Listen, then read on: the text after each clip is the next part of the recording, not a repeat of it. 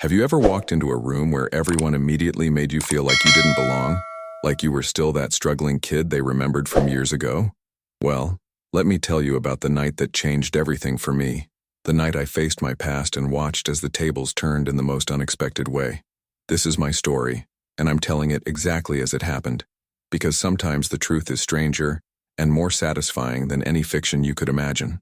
It all started 3 months ago when I received that cream-colored envelope in the mail. The kind with fancy lettering that screamed, "Important event." My hands actually trembled as I opened it, and there it was, the invitation to my 20-year high school reunion. 20 years. 2 decades since I walked those halls feeling invisible, feeling like I would never amount to anything in the eyes of my classmates. I sat there in my home office, surrounded by the trappings of success that nobody from my past knew about, and I felt that old familiar knot forming in my stomach. You know that feeling when your past and present collide? When you've worked so hard to become someone new, but an invitation pulls you right back to who you used to be. That's exactly what I felt holding that piece of cardstock in my hands. My wife noticed me staring at it and asked what was wrong. But how could I explain the complexity of emotions rushing through me? The fear, the anticipation, the anger, the curiosity, all mixed together in this overwhelming wave. I had spent 20 years building something extraordinary, creating a life that teenage me could never have imagined. But the thought of facing those people again made me feel like that insecure 17-year-old all over again. Should I even go? That question haunted me for weeks. Part of me wanted to throw the invitation away and pretend it never arrived, to keep living my successful life without ever looking back. But another part of me, the part that had worked relentlessly to prove everyone wrong, wanted to show up and show them exactly what I had become. Not out of spite, you understand, but out of a deep need to close that chapter properly, to face the ghosts of my inadequate past with the confidence of my accomplished present. I remember lying awake at night replaying memories from high school like old movie reels in my mind. There was Marcus Wellington, the golden boy whose father owned the largest manufacturing company in our state. He drove a brand new sports car to school every day and made sure everyone knew his family's wealth.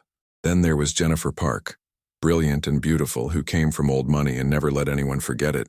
And Richard Thompson, the athlete whose family owned a chain of luxury hotels across the region. These weren't just my classmates. They were the untouchables, the ones who seemed destined for greatness simply because they were born into it. And me?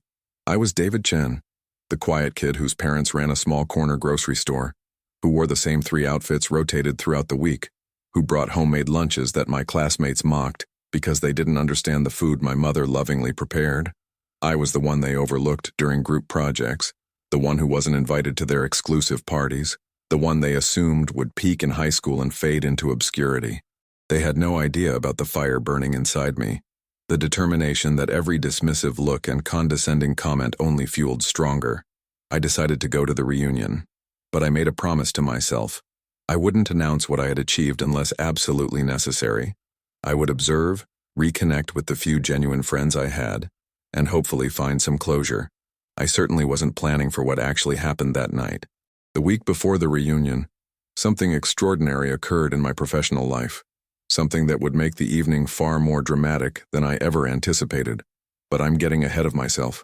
Let me tell you about the preparation, the anxiety that built up as the date approached. I must have changed outfits 15 times that evening, trying to find the perfect balance between successful and not trying too hard. My wife laughed at my nervousness, reminding me that I had just closed one of the biggest deals of my career, that I had nothing to prove to anyone.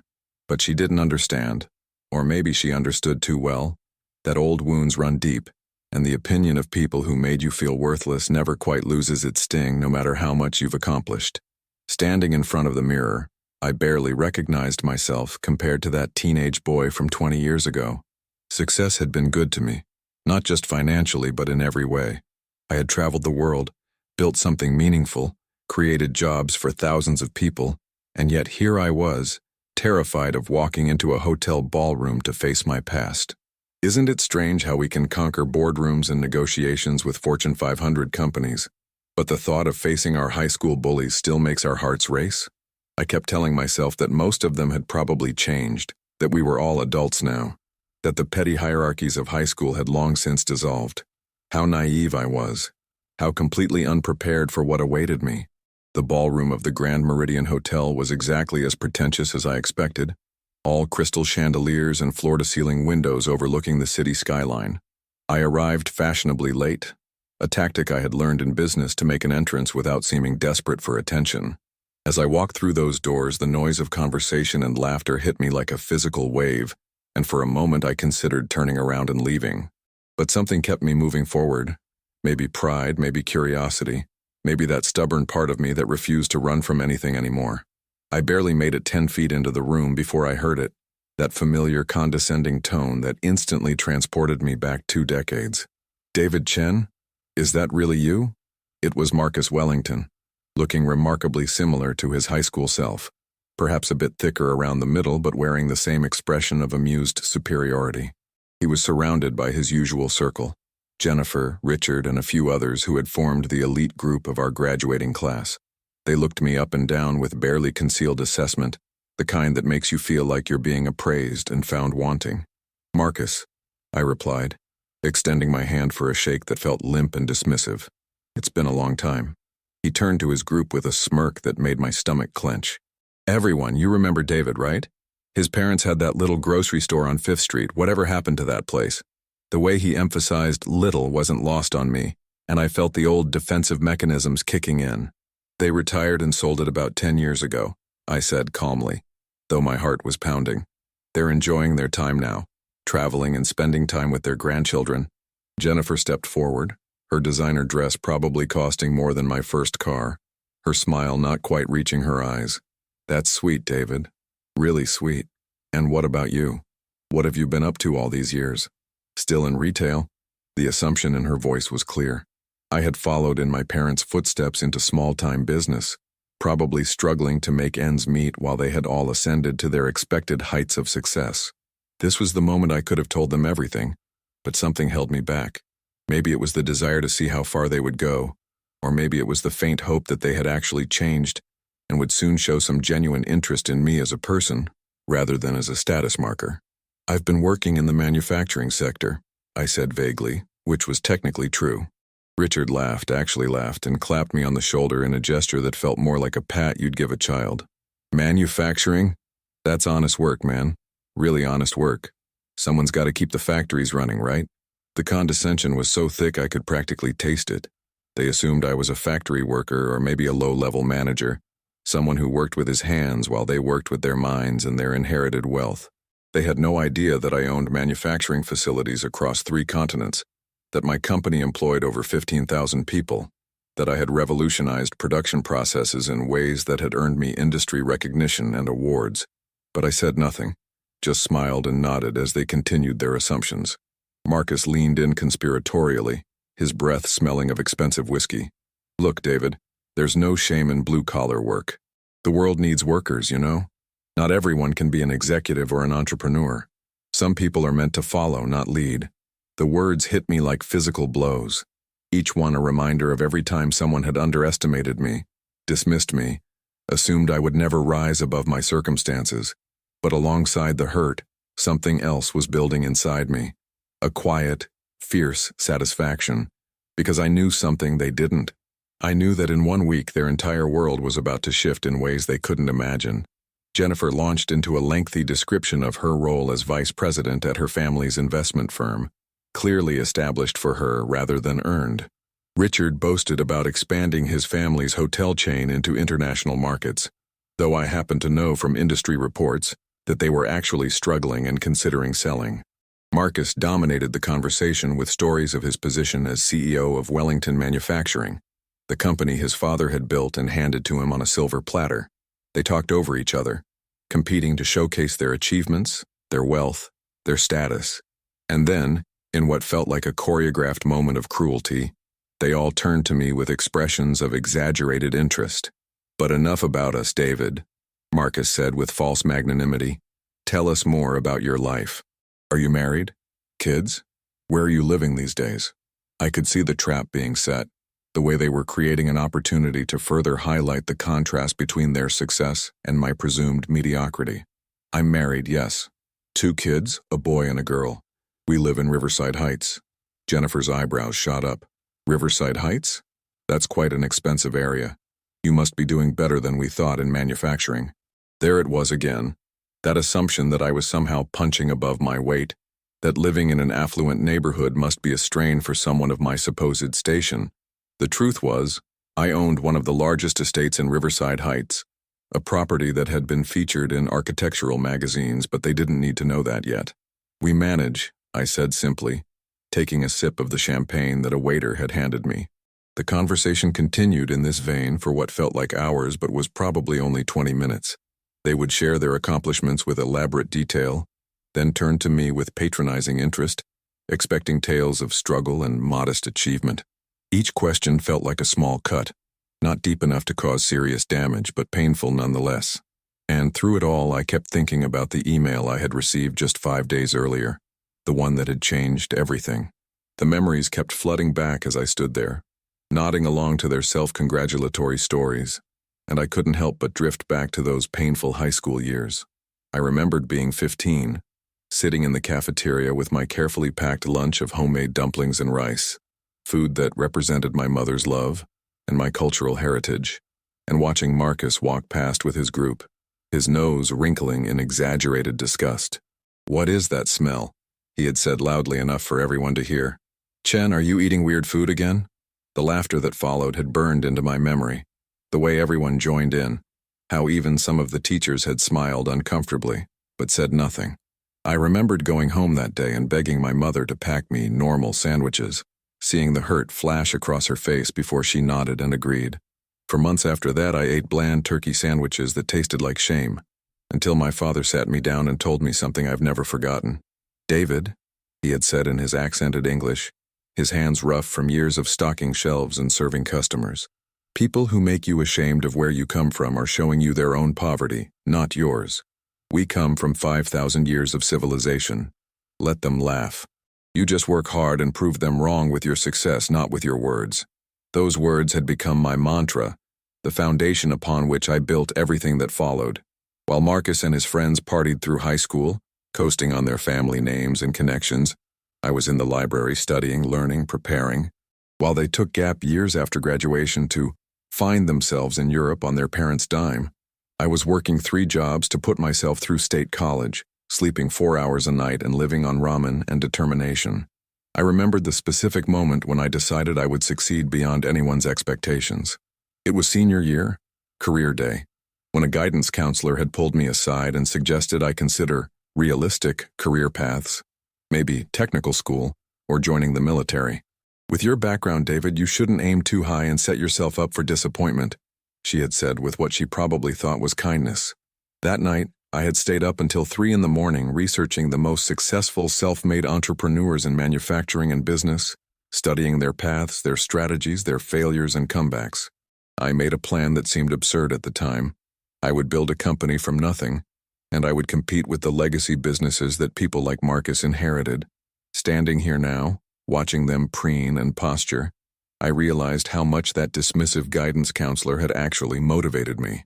Every realistic expectation, every lowered bar, every assumption that I should be grateful for mediocrity had fed the fire inside me. While they were learning to manage Daddy's business, I was learning to build one from scratch. While they were networking at country clubs, I was networking in night classes and community colleges, meeting other hungry, driven people who would become my first partners and employees. The first business I started failed spectacularly. I was 23, fresh out of college with a degree in industrial engineering that I had earned while working full-time at a warehouse. I had saved $12,000 and invested it all in a small manufacturing operation, making custom parts for local businesses. Within 8 months, I was bankrupt, living back with my parents, deeper in debt than when I started. I remembered lying on my childhood bed staring at the ceiling, wondering if everyone had been right about me. Maybe I wasn't meant for greatness. Maybe I should accept a stable job somewhere and give up these impossible dreams. But my father came into my room that night, sat down heavily on the edge of my bed and told me about the 3 times he had failed before successfully opening the grocery store. "Failure is not the falling down, David," he had said. "Failure is staying down. You fall, you learn, you get back up stronger. That's the only way." So I got back up.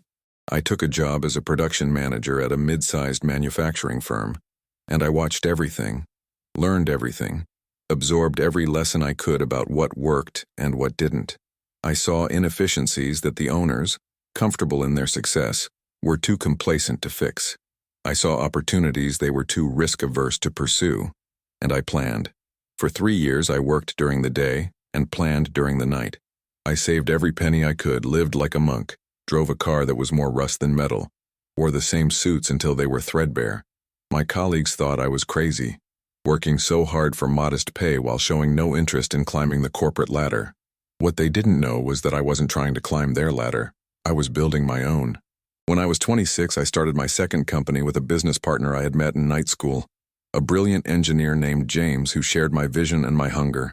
We focused on a niche market that the big manufacturers ignored: custom components for emerging tech companies that needed small-batch, high-quality parts fast.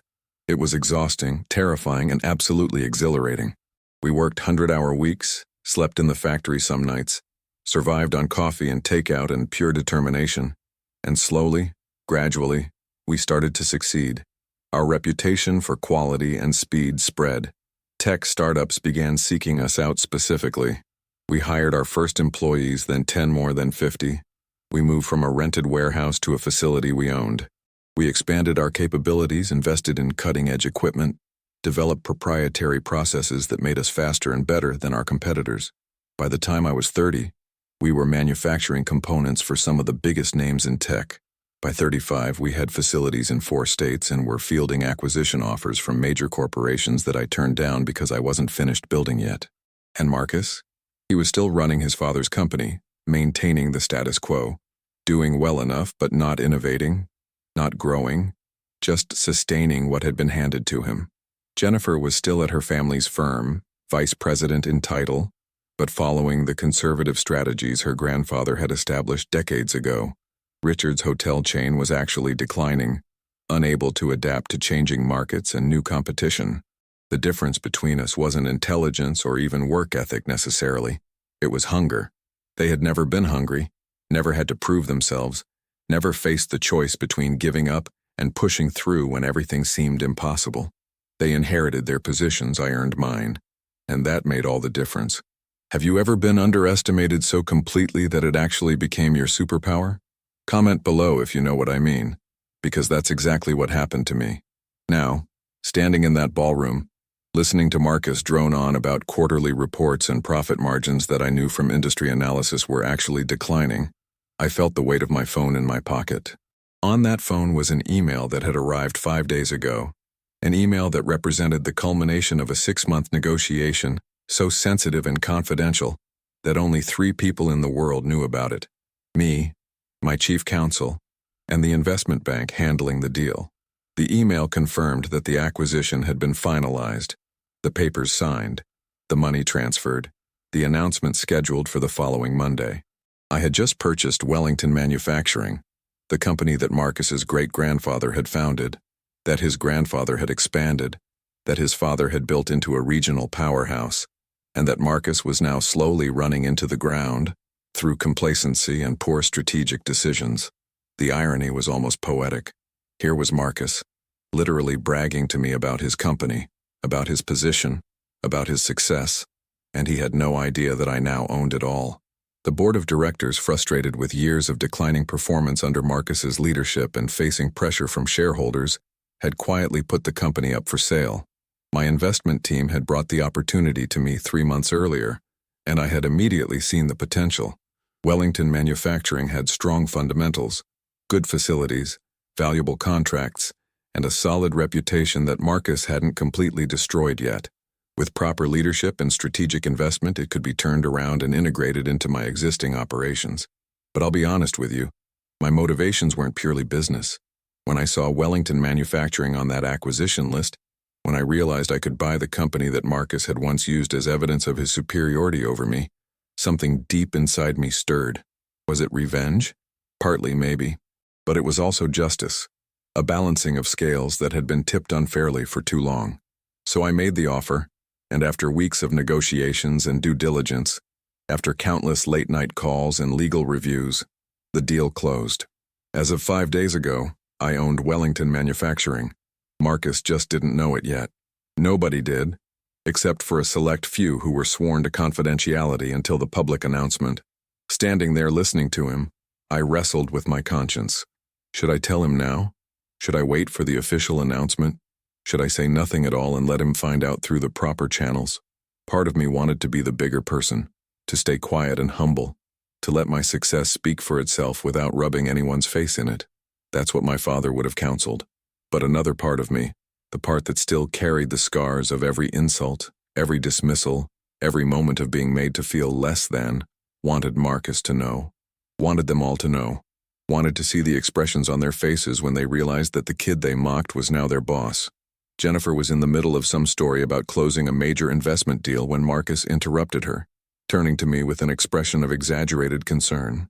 You know, David, I have to say I really admire people like you. People who work hard in tough industries without the advantages some of us had. It takes real character to stick with manufacturing when you could probably make more money doing something else. The condescension was breathtaking. The way he framed his privileged position as somehow making my achievements more admirable while simultaneously diminishing them. He had no idea that my company's annual revenue was triple what Wellington Manufacturing brought in, that I had built something from nothing while he had merely maintained something handed to him. I appreciate that, Marcus, I said, keeping my voice neutral. Though I have to say I've done quite well in manufacturing. It's been very good to me. Richard laughed and jumped in. Well, sure, we all do okay, right? But there's doing okay and then there's real success. Marcus here is running a $200 million company. Jennifer's firm manages billions in assets. I've got hotels in 12 countries. That's the kind of success we're talking about. He paused and I could see the pity in his eyes. But hey, happiness is what matters, right? If you're happy with where you are, that's what counts. The implication was clear. I should be happy with my modest achievements, because that's all someone like me could reasonably expect. They had no idea they were having this conversation with someone whose company valuation had recently been assessed at over $3 billion, whose manufacturing operations spanned 3 continents, whose innovations in automated production had been written about in industry journals worldwide. I felt my phone buzz in my pocket, probably another email about the Wellington acquisition, maybe from my legal team finalizing the transition plan. The timing felt almost cosmic, like the universe was giving me a sign. This was the moment. I could feel it building inside me, the need to correct their assumptions, to shatter their smug superiority, to reveal the truth they were too blind to see on their own. But I hesitated. Was this who I wanted to be? Someone who threw his success in people's faces, even if they deserved it? My wife's words from earlier that evening echoed in my mind. You have nothing to prove to anyone. But maybe this wasn't about proving anything. Maybe this was about justice, about truth, about not letting people continue to believe a false narrative that put them above others, simply because of where they started, rather than where they arrived. The conversation continued swirling around me, their voices blending into a symphony of self-importance and unearned pride. Marcus was gesturing expansively now, his 3rd or 4th whiskey making him even more voluble than usual. The thing about family businesses, David, is the responsibility. You inherit not just a company but a legacy, generations of tradition and excellence that you have to uphold. It's a burden, really, though I suppose people like you wouldn't understand that kind of pressure. People like you. Those 3 words crystallized everything, captured the essence of how they saw me, and probably always would, unless something dramatic shifted their perspective. I wasn't one of them. I never would be. I was people like you. The outsiders, the strivers, the ones who didn't belong in their rarefied circles no matter what they achieved. And in that moment, something inside me shifted. I thought about my children, about the lessons I wanted to teach them about humility and grace, about being the bigger person and not stooping to others' level. But I also thought about the lessons I wanted to teach them about standing up for yourself, about not letting anyone make you feel inferior, about the satisfaction of proving wrong every person who bet against you. What would I tell my son if he came home from school and told me other kids were mocking him, making him feel small? Would I tell him to stay quiet and let his achievements speak for themselves? Or would I tell him that sometimes you have to speak your truth clearly and loudly, not out of arrogance but out of self-respect? Jennifer was talking about some charity gala she had organized, clearly another attempt to showcase her importance and connections. We raised over $2 million for children's education, she said with obvious pride. Of course, with my family's network, it wasn't that difficult. When you know the right people, Things just happen more easily. She turned to me with what I'm sure she thought was a gracious smile. I'm sure you contribute to charity too, David, in your own way. Every bit helps, no matter how small. That was it. That was the moment I decided. Not because I was angry, though I was, but because I realized that staying silent was actually doing them a disservice. They needed to learn this lesson, needed to understand that their assumptions about people based on background and early circumstances were not just wrong but dangerously limiting. How many talented people had they dismissed over the years? How many opportunities had they missed because they couldn't see past their own prejudices? Actually, Jennifer, I said calmly, setting down my champagne glass, my foundation donated $15 million last year to STEM education programs in underserved communities. We're on track to double that this year. The conversation stopped. All eyes turned to me, confusion evident on their faces. Marcus laughed uncertainly. Your foundation? What do you mean, your foundation? The Chen Foundation for Educational Excellence, I replied. We focus on providing opportunities for students who, like me, come from backgrounds where higher education and career advancements seem out of reach. Last year we gave full scholarships to 200 students to attend top universities. Richard was shaking his head, his smile becoming strained. Wait, you have a foundation that gives away millions? How is that possible on a factory worker's salary? Did you marry rich or something? I could have been offended by the question, by the assumption that the only way someone like me could have money was through marriage or inheritance. But instead I felt a strange calm settling over me, the kind of clarity that comes when you finally stop caring what other people think and just speak your truth. I should clarify something, I said, looking at each of them in turn. When I said I work in manufacturing, I wasn't being entirely forthcoming about my role. I don't work in a factory. I own a manufacturing company. Actually, I own several manufacturing companies across 3 continents. My flagship company, Chen Industrial Solutions, specializes in advanced manufacturing components and automation systems. We employ about 15,000 people globally and had revenues of $800 million last year. The silence that followed was profound. I could see them processing this information, their faces going through a fascinating journey from disbelief to confusion to dawning realization. Jennifer found her voice first. You own a company? A big company? But you said, you implied. Why didn't you tell us? You never asked. I said simply. You assumed, and I didn't correct you. Maybe I wanted to see if you had changed from high school, if you had learned to see people for who they are rather than making assumptions based on where they came from.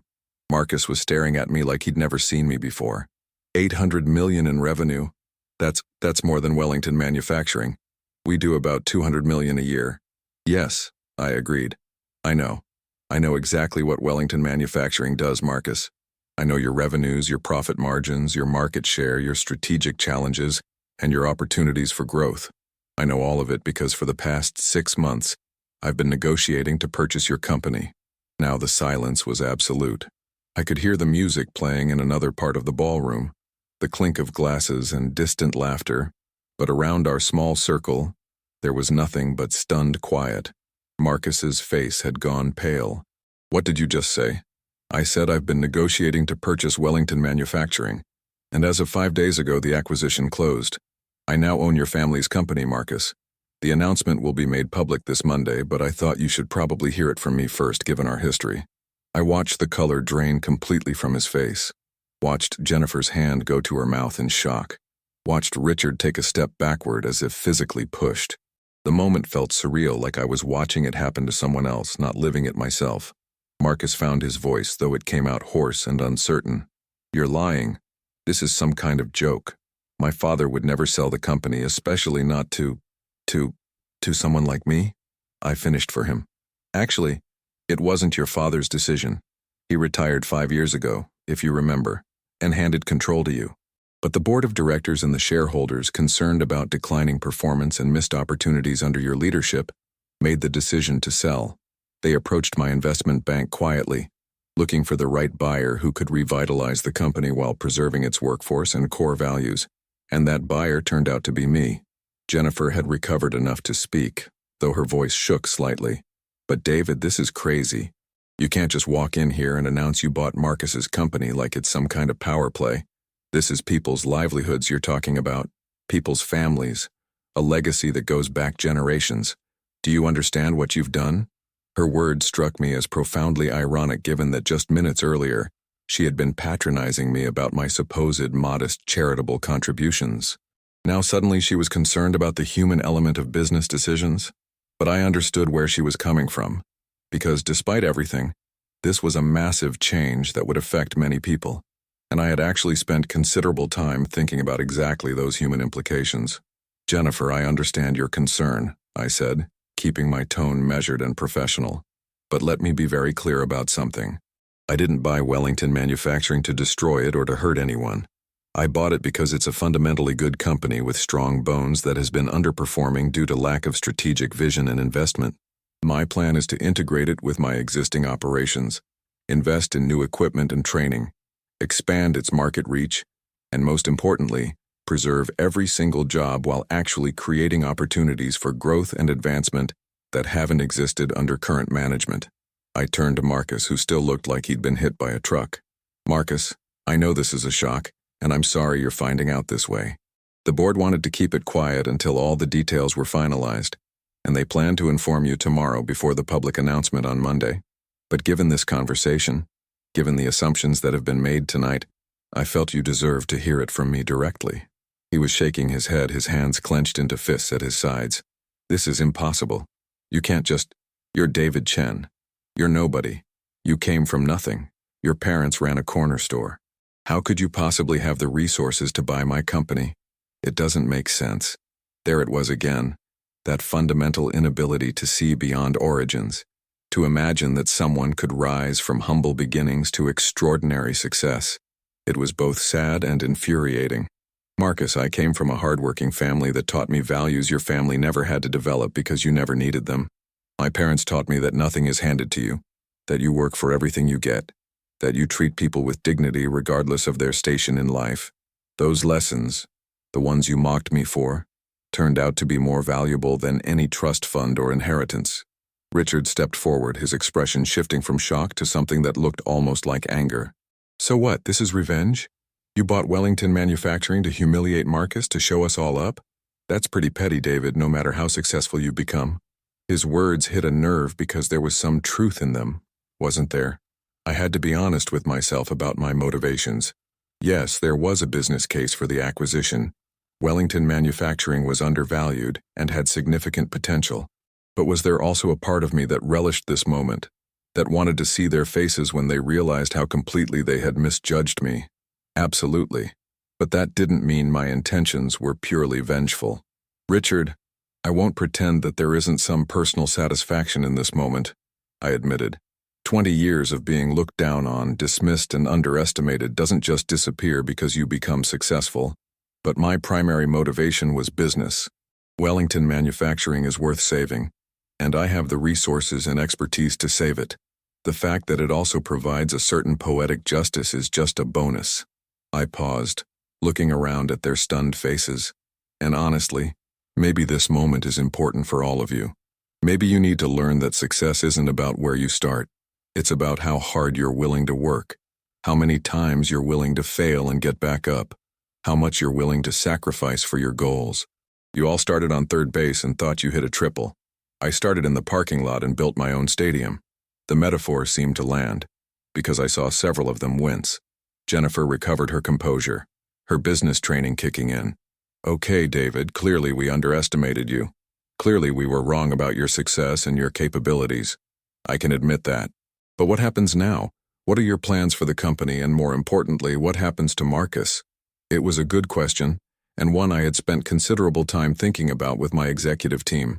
Marcus will have options, I said, looking directly at him. He can stay on in a senior advisory role, helping with the transition and leveraging his knowledge of the company's history and relationships. Or he can leave with a generous severance package and recommendations that will help him find another position. That choice is his to make. Marcus was staring at me with an expression I couldn't quite read. Shock, anger, humiliation, maybe a touch of grudging respect. You're offering me a job? In my own company? Or rather, what used to be my own company. I'm offering you an opportunity to be part of the company's future in a different capacity. I corrected. Look, Marcus, you're not a bad person. You're actually a decent operations manager from what I've seen in the reports. Your problem is that you were put in a position you weren't quite ready for, given responsibilities beyond your abilities, and nobody ever taught you to recognize your own limitations. That's not entirely your fault. I could see him struggling with this, the blow to his ego warring with the practical reality of his situation. I need to think about it, he said finally, his voice subdued. It's a lot to process. Of course, I agreed. Take the weekend. My team will reach out to you on Monday with official documentation and options. And Marcus? I mean it when I say this isn't personal animosity. I'm not out to destroy you, I'm just trying to build something better. The group had drawn the attention of others at the reunion now, people sensing drama and drifting closer. I could see former classmates whispering to each other, phones coming out to Google my name and my company. Within minutes, the story would spread through the entire reunion, and by tomorrow morning, it would probably be on social media and in local business news. Jennifer seemed to realize this too. David, can we talk privately for a moment? She asked, gesturing toward a quieter corner of the ballroom. I nodded and followed her, curious about what she wanted to say away from the others. We found a relatively quiet alcove near the windows overlooking the city lights, the sounds of the reunion muffled but still present. Jennifer stood there for a moment, looking out at the skyline, and I could see her gathering her thoughts. When she finally spoke, her voice was different from before, smaller, more genuine, stripped of the pretension that had characterized her earlier conversation. I owe you an apology, David, she said quietly. Not just for tonight, but for high school, for all of it. We were terrible to you, weren't we? The admission surprised me. I had expected defensiveness, maybe even hostility, but not this kind of raw honesty. Yes, I said simply, because there was no point in pretending otherwise. You were. She nodded, still looking out the window. I've thought about it over the years, how we treated people who weren't part of our group. I've told myself it was just kids being kids, that everyone was mean in high school, that we didn't know any better. But that's not really true, is it? We knew. We just didn't care because we didn't have to. I stayed quiet, letting her work through whatever she needed to say. My daughter is 14 now, she continued. And last month she came home crying because some girls at her school were mocking her for not having the right clothes or the right phone or whatever teenage girls decide is important these days. And as I was comforting her, telling her that those girls were just insecure and that real worth doesn't come from material things, I suddenly remembered. I remembered you, David. I remembered your homemade lunches and your rotated outfits and how we made fun of you for exactly the same reasons my daughter was being bullied. And I felt sick. She turned to face me, and I could see genuine tears in her eyes. I'm not asking for forgiveness or trying to make excuses. I just want you to know that I'm sorry. Truly sorry. And seeing you here tonight, seeing what you've accomplished, it makes me realize how blind we were. How much potential we dismissed because it didn't come in the packaging we recognized. Her words touched something deep inside me. A knot of old pain that I hadn't fully acknowledged was still there. Thank you for saying that, Jennifer. It means more than you might think. We stood there in silence for a moment before she spoke again. Can I ask you something? When you were negotiating to buy Wellington, did you think about this moment? About coming here and revealing it to us like this? I considered the question carefully. Honestly? Yes and no. I thought about the acquisition in business terms primarily, the strategic value, the potential, the fit with my existing operations. But I'd be lying if I said I didn't also think about the irony of it, about buying the company that Marcus used to represent everything I supposedly wasn't good enough for. When I got the reunion invitation, I planned to come and just observe, maybe reconnect with a few genuine friends. I wasn't planning to announce the acquisition at all. What changed? She asked. You all did, I said. The way you talked to me, the assumptions you made, the casual dismissal of my worth as a person. It was like nothing had changed in 20 years. And I realized that if I stayed quiet, I would be complicit in letting you continue to believe a false narrative about the world and about people like me. Sometimes the most important lessons are the uncomfortable ones. Jennifer nodded slowly. You're right, we needed this lesson. I needed this lesson. I'm just sorry it took 20 years and such a dramatic revelation for us to learn it. We talked for a few more minutes. A real conversation about life and choices and the people we had become. I learned that beneath the designer clothes and the inherited position, Jennifer was struggling with her own questions about authenticity and worth, about whether she had achieved anything on her own or just coasted on her family's legacy. It was humanizing in a way I hadn't expected. When we returned to the main ballroom, I found that the news had indeed spread. People I hadn't talked to in 20 years were suddenly approaching me, some with genuine congratulations, others clearly hoping to network or establish connections that might benefit them. It was both gratifying and slightly nauseating. This sudden shift in how people saw me based on nothing more than knowledge of my financial success. I spent the next hour having various conversations, some genuine and some painfully transparent in their opportunism. A few people, like Jennifer, offered sincere apologies for how they had treated me in high school. Others pretended there had never been any animosity, rewriting history to paint themselves as always having recognized my potential. Still others just wanted to talk business, to share their ideas or ask for advice or hint at investment opportunities. Through it all, I kept thinking about my father's words from so long ago, about proving people wrong with success rather than words. Except I had used words tonight, had made a dramatic announcement that was probably going to follow me and Marcus and the others for a long time. Had I done the right thing? Was I the bigger person I aspired to be? Or had I stooped to a level of petty revenge that diminished my achievements? Richard found me near the end of the evening, his earlier hostility replaced with something that looked like reluctant respect. "David, I wanted to say something before you leave," he started, clearly uncomfortable. "I was out of line earlier. We all were. You've built something incredible, and you did it without any of the advantages we had. That's worth respecting." "Thank you, Richard," I said genuinely. "I appreciate that." He hesitated, then continued. "I'm actually facing some challenges with the hotel chain. Market changes, new competition, some strategic missteps on my part. I don't suppose... Would you ever consider having coffee sometime? Not asking for a handout or anything, just maybe some advice from someone who clearly knows how to build and grow a business successfully." The request was humble in a way I never would have expected from the arrogant teenager I remembered. "Sure, Richard. I'd be happy to talk. Email me next week and we'll set something up." As the evening wound down and people started leaving, Marcus approached me one final time. His earlier shock had settled into a kind of grim acceptance.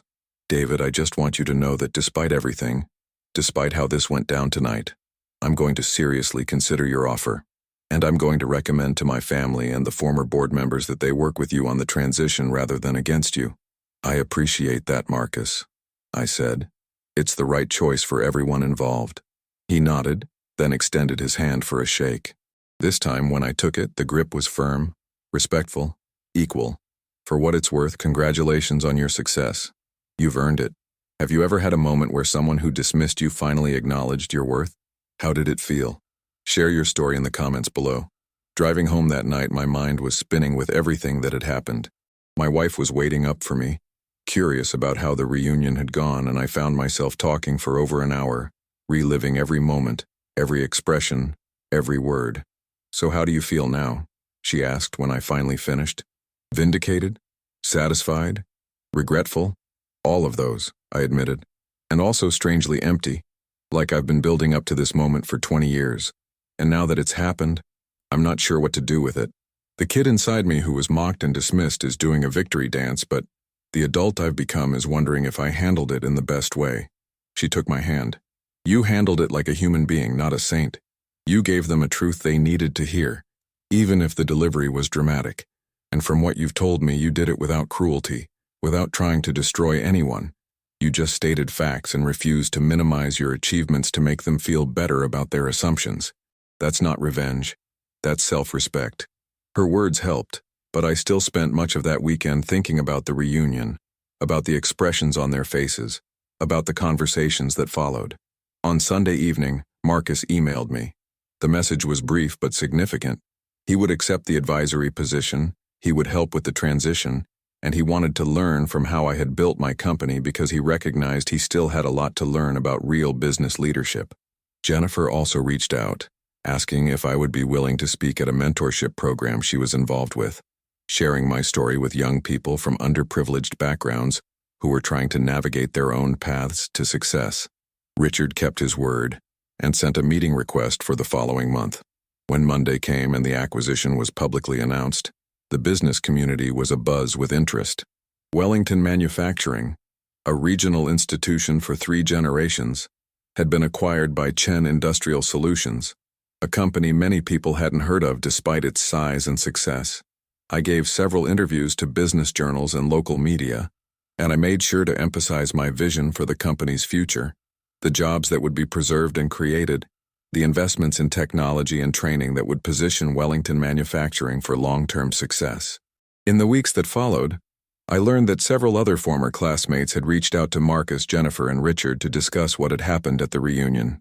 The story had spread beyond our graduating class, becoming a kind of local legend about assumptions and success and the danger of judging people by their origins. Some people interpreted it as an inspirational story of determination and achievement. Others saw it as a cautionary tale about arrogance and dismissing others. Both interpretations had truth in them. The integration of Wellington Manufacturing into my company went smoothly, largely because Marcus, despite his flaws as a CEO, genuinely cared about the company and its people and was willing to help make the transition successful. Working with him in this new capacity, I discovered that he was actually quite talented at relationship management and client services, skills that hadn't been utilized well when he was stuck in the CEO role, trying to be something he wasn't. 3 months after the acquisition, Jennifer's mentorship program held an event where I was the keynote speaker. Standing in front of 200 teenagers from backgrounds similar to mine, I told my story, not to brag about my success, but to show them that their circumstances didn't define their potential. I talked about the pain of being dismissed and underestimated, but also about how that pain could fuel determination rather than defeat you. I talked about failure, about the business I lost and the lessons I learned. I talked about the importance of working twice as hard as everyone else when you don't have the advantages of wealth and connections. But most importantly, I talked about character, about integrity, about treating people with dignity, even when they don't do the same for you. I looked out at those young faces, many of them wearing the same expression of guarded hope I must have had at their age, and I felt a deep sense of responsibility. Your worth is not determined by where you start, I told them. It's not determined by what other people think of you or how they treat you. It's determined by what you choose to do with the opportunities and challenges life gives you. Every person who underestimated me, every person who dismissed me, every person who made me feel like I wasn't good enough, they all gave me fuel for my journey. But here's the key. I could have let their dismissal defeat me, or I could use it to drive me. I chose the latter. After my speech, a young woman approached me, maybe 15 years old, with tears in her eyes. "Thank you for telling your story," she said quietly. "People at my school make fun of me because my parents clean houses for a living. They say I'll never amount to anything. But hearing you tonight, I realize that they're wrong." I looked at this girl, saw myself in her hopeful, determined eyes, and felt everything come full circle. "They are wrong," I told her firmly. "But more importantly, you know they're wrong. Hold on to that knowledge, let it fuel you. And one day you'll have your own reunion moment, whatever that looks like for you. And it will be sweet not because you proved them wrong, but because you proved yourself right." 6 months after the reunion, I received a handwritten letter from Marcus. In it, he thanked me for the opportunity to be part of the company in a new role, admitted that he had been coasting on his family's legacy rather than building his own, and shared that working under my leadership had taught him more about business in 6 months than he had learned in his entire tenure as CEO. He ended the letter with an apology for how he had treated me, both in high school and at the reunion, and a commitment to do better. I framed that letter and hung it in my office, not as a trophy of victory, but as a reminder of something important. People can change, people can learn, and sometimes the most satisfying success isn't the financial kind, but the human kind. The moments when someone who dismissed you comes to see their own limitations and grows beyond them. Looking back now, almost a year after that reunion, I can honestly say I'm glad I went.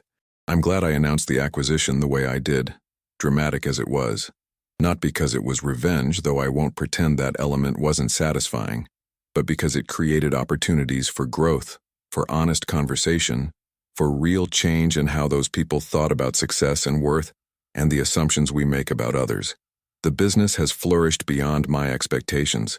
Wellington Manufacturing, under new leadership and strategic direction, has exceeded its revenue targets and is expanding into new markets. The employees, initially anxious about the acquisition, have embraced the changes and the new opportunities for advancement. Several of them have told me that they feel more valued and heard under the new structure than they ever did before. Jennifer and I have become unlikely friends, bonding over our experiences as parents and our shared desire to create opportunities for the next generation. Richard took my advice about his hotel chain, made some difficult but necessary changes, and has started to turn things around. Marcus has found his groove in his new role and has actually become one of my most valuable advisors on client relationships and industry connections. But beyond the business success, beyond the professional achievements, what matters most to me is the lesson in all of this. It's not about revenge or proving people wrong. It's about understanding that your worth is intrinsic, not assigned by others. It's about using every experience, even the painful ones, as fuel for growth rather than anchors that hold you down. It's about working hard, staying true to your values, and building something meaningful, regardless of what anyone else thinks. And when the moment comes, and it will come for all of us in different ways, when you have the opportunity to show people who dismissed you exactly what you've achieved, handle it with grace, but also with honesty. Don't minimize yourself to make others comfortable, but don't be cruel either. Speak your truth. Let your achievements stand on their own merit, and give people the chance to grow from the experience. So let me ask you, have you ever been underestimated? Have you ever had people assume you wouldn't succeed because of where you came from or what you looked like or who your family was? If so, I want you to understand something crucial. They're wrong. Their limitations are not your limitations. Their lack of vision is not your lack of potential. You have everything you need inside you to build something extraordinary, something that will make those doubters and dismissers recognize how completely they misjudged you. But here's the really important part. Don't build your success for them. Build it for yourself, for your family, for the people who believed in you when no one else did. Build it to create opportunities for others who are coming up behind you, facing the same dismissals and underestimations you faced. Build it because you have something valuable to offer the world, not because you need to prove anything to people whose opinions shouldn't matter anyway. I want to hear from you in the comments. Tell me your story of being underestimated. Tell me about the time someone dismissed you and how you proved them wrong. Or if you're still in the middle of your journey, tell me about your dreams and your plans, and how you're going to achieve them despite what anyone says.